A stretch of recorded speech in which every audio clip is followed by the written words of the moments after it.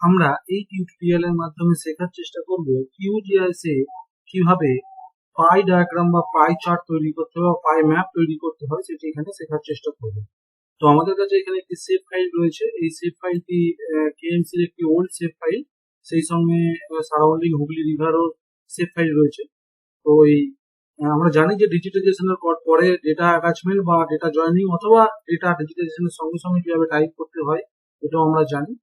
এরপরে আমরা দেখবো যে এই যে আমাদের সেভ ফাইল রয়েছে, সেভ ফাইলে আমরা অ্যাট্রিবিউট টেবিলটাকে একবার চেক করার চেষ্টা করব। তো রাইট ক্লিক করে এখান থেকে আমরা ওপেন অ্যাট্রিবিউট টেবিল দেখবো।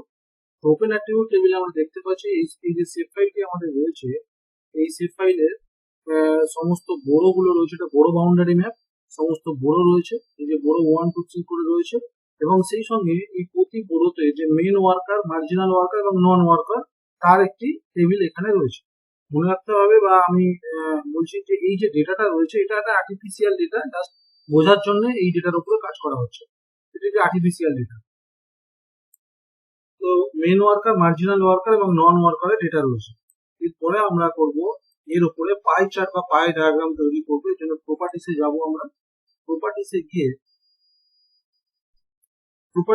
এখানে আমরা সিম্বোলজিতে গেছি। সিম্বোলজিতে গিয়ে আমরা এই যে সিম্বোলজি রয়েছে এখানে, প্রপার্টিসে গিয়ে আমরা ডায়াগ্রামসে যাব। ডায়াগ্রামসে গিয়ে আমরা দেখতে পাচ্ছি যে আমাদের নো ডায়াগ্রাম, এই নো ডায়াগ্রামের জায়গায় পাই চার্টকে সিলেকশন করব। পাই চার্ট সিলেকশন করার পরে অ্যাট্রিবিউটসে যাব। অ্যাট্রিবিউটসে গিয়ে আমরা মেইন ওয়ার্কারের উপর ডবল ক্লিক করলে চলে আসবে। যদি আমরা এখান থেকে সরাতে চাই তো এটাকে সিলেকশন করে এখান থেকে মাইনাস চলে আসছি। তো মেইন ওয়ার্কারের উপর ডবল ক্লিক, মার্জিনাল ওয়ার্কার এবং নন ওয়ার্কার আমরা তিন থেকে নিয়ে নিলাম। এরপরে দেখছি এখানে একই কালার এসছে তিনটে, বাই ডিফল্ট অনেক সময় ডিফারেন্ট কালারও আসতে পারে, তবে আমরা এর উপরে ডবল ক্লিক করলে এই কালারটা আমাদের ইচ্ছা মতো আমরা চেঞ্জ করতে পারি। এখানে অনেক রকমের কালার দেওয়া রয়েছে, তো আমরা মেন ওয়ার্কারকে এখানে রেড কালারকে দেওয়ার চেষ্টা করছি, রেড কালার দিতে চাইছি, মেন ওয়ার্কার দিলাম। এরপরে মার্জিনাল ওয়ার্কারকে আমরা এখান থেকে গ্রিন কালার দিচ্ছি, তো গ্রিন কালার এখান থেকে সিলেকশন করে দিয়ে দিলাম। এভাবে আমরা নন ওয়ার্কারকে আমরা এখান থেকে যে পিঙ্ক কালার রয়েছে এটি আমরা এখান থেকে পিঙ্ক কালার দেওয়ার পরে তিনটে আমরা দিলাম, মেন, মার্জিনাল এবং নন। এখানে আমরা ডিফারেন্স কালার ইউজ করতে পারি অ্যাকর্ডিং টু আওয়ার সাবজেক্ট, আমরা কি বিষয়ের উপর এটা তৈরি করছি তার উপর ডিপেন্ড করে এই কালার গুলো দিতে পারি।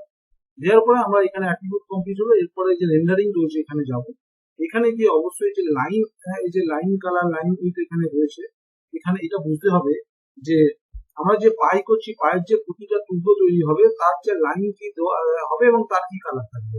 তো লাইনের কালার অবশ্যই আমরা ব্ল্যাক দেবো, এখানে ব্ল্যাক দিয়ে ওকে, এখানে ব্ল্যাক সিলেকশন করলাম। লাইন উইথটা কত রয়েছে এখানে 0.01 যথেষ্ট, এটা আমরা দিতে পারি, মিলিমিটার স্কেলেই আসবে।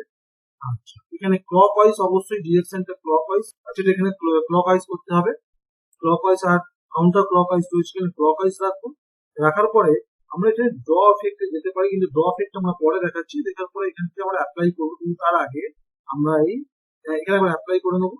নেওয়ার পরে দেখতে পাচ্ছি যে এখানে আমাদের যে এটা বানিয়েছি পাই চলে এসেছে, কিন্তু তার আগে আমাদের যেতে হবে সাইজে যাওয়ার পরে এখানে আমরা স্কেল সাইজে যাব। স্কেল সাইজে যাওয়ার পরে যে অ্যাট্রিবিউটস আছে, অ্যাট্রিবিউটসে আমরা সবচেয়ে বেশি ভ্যালু কিসের মধ্যে রয়েছে, তো মেন ওয়ার্কারের মধ্যে ম্যাক্সিমাম ভ্যালুটা রয়েছে, আমরা সেটাকে ফাইন্ডিং করবো। এটি আমাদের ম্যাক্সিমাম ভ্যালু, ফাইন্ডিং করলাম। এরপরে যে সাইজটা, পায়ের যে সাইজটা রয়েছে আমরা এখানে 15 সাইজ করে দিলাম, পায়ের সাইজ। এটা অবশ্যই আমাদের সেভ ফাইলের উপর ডিপেন্ড করে বা পলিগনের সাইজের উপর ডিপেন্ড করে। তো এখানে আমি 15 করেছি, এটা চেঞ্জ করে করে দেখতে হবে কার সঙ্গে অ্যাডজাস্টমেন্ট ভালো হচ্ছে। সাইজ হলো, সাইজের পর প্লেসমেন্ট, এই যে পার্ট আমি যে তৈরি করবো পাইটা, পাই চার্ট, এটা ওই পলিগনের কোথায় থাকবে, এটা ইনসাইড পলিগন করে রাখাটা বেস্ট। ওভারহেড সেন্টার করার দরকার নেই, অ্যারাউন্ড সেন্টারের দরকার নেই, ইনসাইড পলিগনটা বেস্ট। তো ইনসাইড পলিগন আমি এই প্লেসমেন্টে গিয়ে ইনসাইড পলিগন করলাম। এরপরে এখানে যে কাজগুলো রয়েছে বাকিগুলো এই মুহূর্তে না করার দরকার নেই, পরে করা যাবে। এরপরে আমাকে একবার এখান থেকে অ্যাপ্লাই করবো, অ্যাপ্লাই করে পরে এই যে পাই এসেছে, পাইটাকে একটু স্টাইল করতে পারি, তো সেই জন্য আরেকবার আমরা এই রাইট ক্লিক করে প্রপার্টিসে গেলাম। প্রপার্টিসে গিয়ে আবারও সেই একইভাবে ডায়াগ্রামে গেলাম। ডায়াগ্রামে গিয়ে এখানে যে রেন্ডারিং রয়েছে, এখানে এটি যাওয়ার পরে যে ড্র এফেক্ট রয়েছে এটাকে আমরা চেক করব। ড্র এফেক্ট চেক করার পরে এখানে স্টার রয়েছে, স্টার মার্কে ঢুকলে এখানে সোর্সের জায়গায় আমরা এই আউটার গ্রো বা ইনার গ্রো, ঠিক আছে, ড্রপ শ্যাডো, এগুলো আমরা ইউজ করতে হবে। ড্রপ শ্যাডো দিয়ে এরকম দেখতে হবে, ঠিক আছে। আবার যদি আমরা ইনার গ্রো দিই এরকম দেখতে হবে, তো ইনার গ্রোটা খুব চলে, আমি ইনার গ্রো দিলাম। ইনার গ্রো দিয়ে এখান থেকে আমরা ওকে করব। ওকে করার পরে অ্যাপ্লাই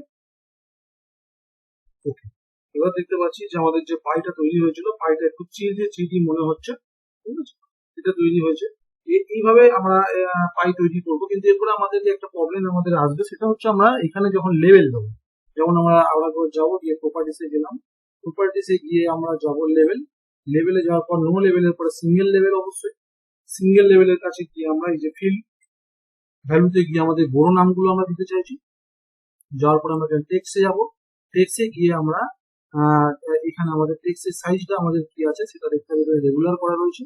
টেক্সটের সাইজটাকে আমরা 10টাকে বাড়িয়ে 12 করে দেবো, 12 স্ট্যান্ডার্ড সাইজ 12 করে দেবো। কালার কি হবে টেক্সটের, এখানে আমরা কালারটাকে ব্ল্যাক করার চেষ্টা করবো, যেন ব্ল্যাকটা ড্রাক হয় করার চেষ্টা করবো।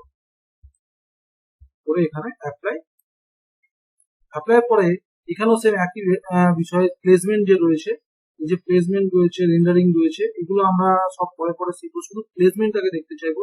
এই প্লেসমেন্ট ভিজিবল পলিগন তো থাকবেই অবশ্যই হোল পলিগন, এই যে হোল পলিগনের যে কোনো জায়গায় আমরা করতে পারি ফোর্সেস পয়েন্ট ইনসাইড পলিগন। আমরা পলিগনের মধ্যেই রাখার চেষ্টা করছি, আমাদের যেহেতু দুটি মাত্র বা 3টি ডিজিটের রয়েছে নাম্বারগুলো, বড় নাম্বার, তো সেই জন্য আমরা পয়েন্টের ফোর্স পয়েন্ট ইনসাইড পলিগন কেন রাখতে পারি। এছাড়া আমরা এখানে হোল পলিগনের যে কোনো জায়গায় আমরা করতে পারি। তারপরে এখান থেকে অ্যাপ্লাই দেখতেই পাচ্ছি যে আমাদের সমস্ত এগুলো চলে এসেছে।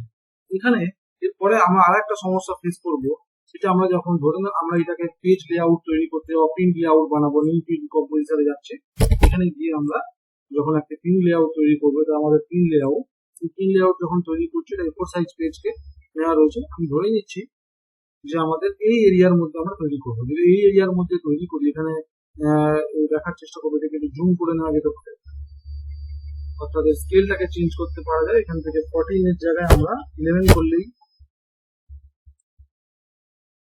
আরো এখান থেকে আমরা করতে পারি 9 করে দিতে পারি। এখান থেকে এই যে স্কেল চেঞ্জ হচ্ছে, এরপর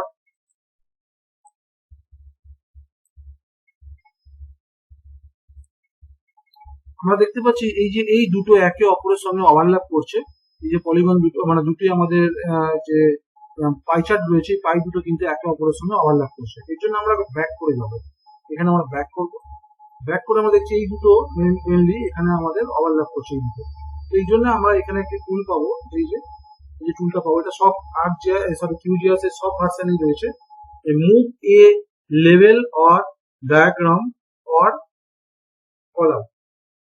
তো এটিকে আমরা সিলেকশন করবো, করার পরে যেটিকে আমরা সরাতে চাইছি এদিকে সরাতে চাইছি, আমরা ক্লিক করবো, করে এখানে বড় যেহেতু আমাদের পলিগন, তো সেই জন্য এখান থেকে সিলেকশন করলাম, করার পরে এদিকে আমরা কোথায় সরাতে চাইছি, তো আমরা একটু উপরের দিকে এখানে সরাতে চাইছি, সিলেকশন করে একটু উপরের দিকে রাখতে চাইছি।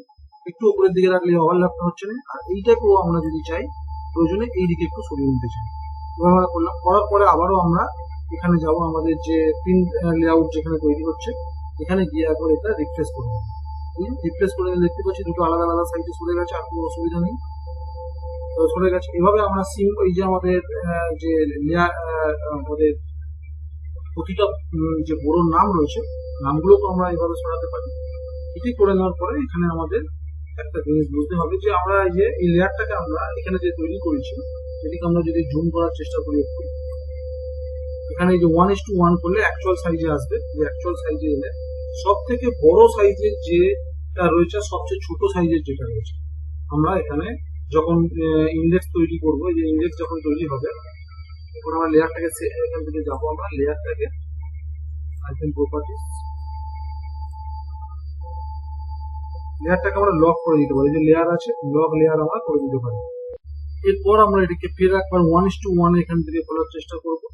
1:1 খোলার পরে আমরা দেখবো যে সবচেয়ে বড় সার্কেল কোনটা আছে। অবশ্যই আমরা অ্যাট্রিবিউট টেবিল চেক করে দেখতে পারি, তো সবচেয়ে বড় যে সার্কেলটি রয়েছে আমরা এখান থেকে আমাদের যে শেপ রয়েছে, এই যে শেপ, এই শেপ থেকে আমরা এখানে যেহেতু 3টি রয়েছে আমরা এরকম 3টি শেপ নিয়ে তাদের কালার দিতে পারি। তো এখানে আমরা যে শেপ রয়েছে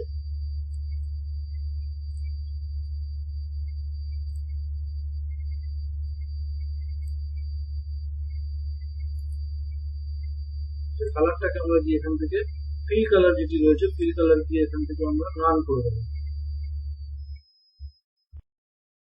এই যে ফিল কালারকে আমরা এখান থেকে রান করছি।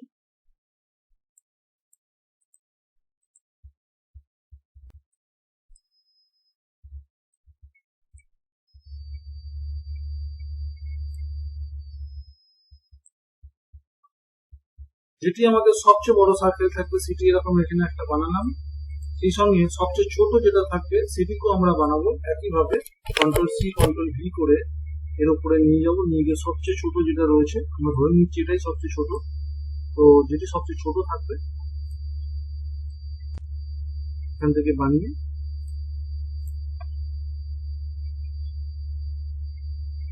এইভাবে আমরা প্রপোর্শনাল যে স্কেল রয়েছে আমাদের সেই প্রপোর্শনাল স্কেলটাকে আমরা এইভাবে তৈরি করতে পারি। বাকি যে সিম্বলারি বা পেজ লেআউট কিভাবে তৈরি করতে হয় সেটা আমি অন্য টিউটোরিয়ালে দেখিয়েছি। তো এইভাবে আমরা তৈরি করতে পারি। এবার যেহেতু সার্কেলের ক্ষেত্রে আমরা সার্কেল আরো এরকম আমাদের তিনটি এখানে মেন ওয়ার্কার, মার্জিনাল ওয়ার্কার এবং নন ওয়ার্কার দেখানো হয়েছে, তো আমরা সেই একইভাবে এখান থেকে তিনটি সার্কেল আমরা নিতে পারি। যে কোনো একটি নির্দিষ্ট তিনটেকে আমরা কন্ট্রোল সি কন্ট্রোল ভি করেছি, এই তিনটেকে আমরা এখান থেকে সাজিয়ে নেবো, তিনটেকে সুন্দর একটা সমান ইন্টারভ্যালে রাখবো। তিনটেকে সুন্দর ইন্টারভ্যালে রাখার পরে এর প্রত্যেকটা কালার এখানে যে কালার আমরা ইউজ করেছি জাস্ট এর উপর সিলেক্ট করার পরে এখানে কালার পাওয়া যাচ্ছে, এই কালারে গিয়ে এই যে এখানে কালারে গিয়ে প্রথম তো আমরা রেড কালার ইউজ করেছিলাম মার্জিনাল ওয়ার্কারের জন্য, এখান থেকে রেড সিলেকশন করে কমপ্লিট। এর পরেরটা আমরা গ্রিন কালার ইউজ করেছিলাম, এর এখানে গেলাম, এখানে গিয়ে যে কালারে গেলাম, গিয়ে যে গ্রিন কালার হয়ে গেছে গ্রিন।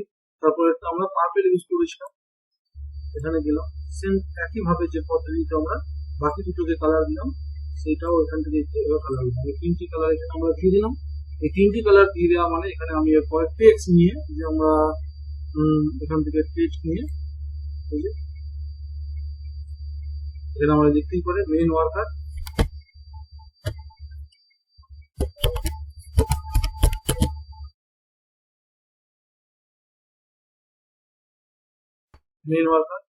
এভাবে আমরা এই বাকি তিনটেকেও এখান থেকে এভাবে আমরা লিখে দিতে পারি। এখান থেকে মেন ওয়ার্কার মার্জিনাল ওয়ার্কার এখানে সেই একইভাবে নাম্বারটা বসিয়ে প্রপোর্শনাল স্কেলটা করে দিতে পারি।